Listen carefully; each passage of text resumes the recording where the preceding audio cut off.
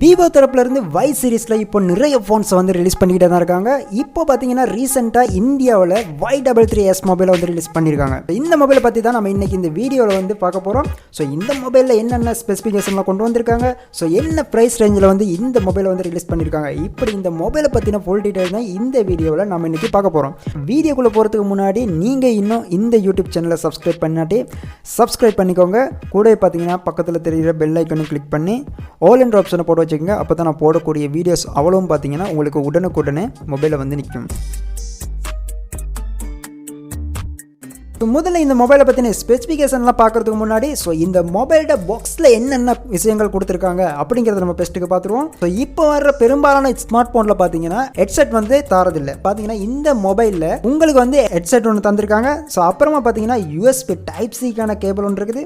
கூட பார்த்தீங்கன்னா charging adapter, sim ejector tool, அப்புறமா பார்த்தீங்கன்னா ஃபோன் கேஸும் தந்திருக்காங்க. இந்த ஃபோன் பார்த்தீங்கன்னா 6.58 இன்ச்சஸ்க்கான LCD டிஸ்பிளே தந்திருக்காங்க.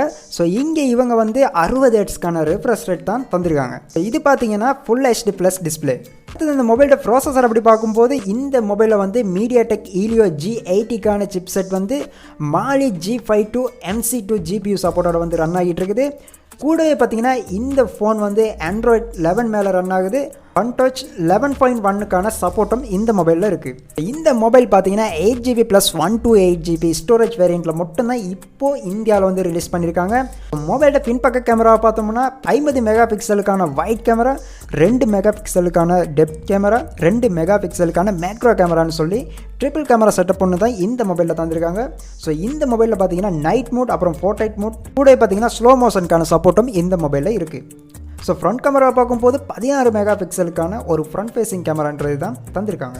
இங்கே வந்து பார்த்தீங்கன்னா இவங்க 5000 mAhக்கான பேட்டரி தந்திருக்காங்க. கூட பார்த்தீங்கன்னா 18 வாட்க்கான ஃபாஸ்ட் சார்ஜ் சப்போர்ட்டும் இந்த மொபைலில் இருக்குது. இங்கே வந்து பார்த்தீங்கன்னா இவங்க இந்த மொபைலில் வந்து அல்ட்ரா கேம் மோட் இருக்குன்னு சொல்லியிருக்காங்க. இதன் மூலமாக பார்த்தீங்கன்னா உங்களோட கேமிங் எக்ஸ்பீரியன்ஸ் வந்து நல்லாவே இருக்கும்.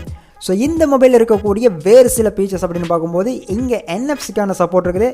அப்புறமா பார்த்தீங்கன்னா ஃபிங்கர் பிரிண்ட், அப்புறம் பேஸ் அன்லாக்கான சப்போர்ட்டும் இருக்குது. 3.5mm ஜாக் இருக்குது. இப்போ இந்த மொபைல் பார்த்தீங்கன்னா 17,990 ரூபாய்க்கு இந்தியாவில் அவைலபிளாக இருக்குது. இந்த ப்ரைஸ் பார்த்தீங்கன்னா வெறும் ஆஃபர் ப்ரைஸ் தான். ஆஃபர் ப்ரைஸ் இல்லாமல் இந்த மொபைலோட ப்ரைஸ் அப்படின்னு பார்க்கும்போது 22,000 ரூபாய்க்கு நமக்கு வந்து வாங்கி கொள்ளலாம். இந்த மொபைல் வந்து இலங்கைக்கு வந்தால் 43,000 ப்ரைஸ் ரேஞ்சில் ரிலீஸ் ஆகிறதுக்கு நிறைய வாய்ப்பு இருக்குது.